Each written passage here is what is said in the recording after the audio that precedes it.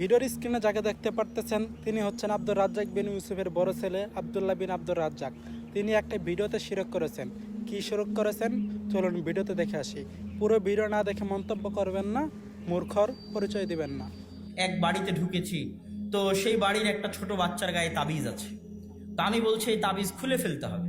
তখন তারা বলতেছে যে এই তাবিজ যদি না খোলা যদি হয় তাহলে ওর তো ক্ষতি হবে হবে, আমারও ক্ষতি হবে। কথা বুঝতে পেরেছেন? তো যখনই বলেছে আমার ক্ষতি হবে তখন আমার গায়ে আগুন লেগে গেছে।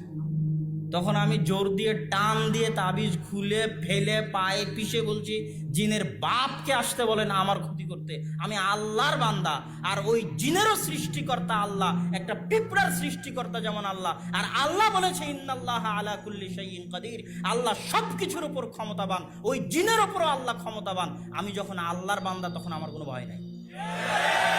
এমপির ছেলের যদি ভয় না থাকে যে পুলিশ ওকে ধরবে কি ধরবে না, তা আমি ওই শত এমপির যিনি লালন পালন কর্তা সে আল্লাহর বান্দা, তো ওই জিন তো আল্লাহর সৃষ্টিকর্তা। ভিডিওটার লাস্টের দিক লক্ষ্য করুন। দেখুন তিনি বলছে যে ওই জিনও তো আল্লাহর সৃষ্টিকর্তা।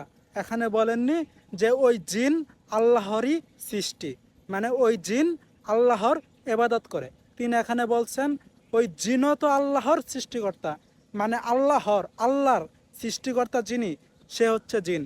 ভিডিওটা লক্ষ্য করুন এবং বুঝে চিনতে খেয়াল করবেন। আশা করি সবাই বুঝতে পারছেন। ভিডিওটা আবার রিপ্লেস করতেছি। ওই জিন তো আল্লাহর সৃষ্টিকর্তা। পুরোপুরি ভিডিওটা দেখবেন, না দেখে মন্তব্য করবেন না।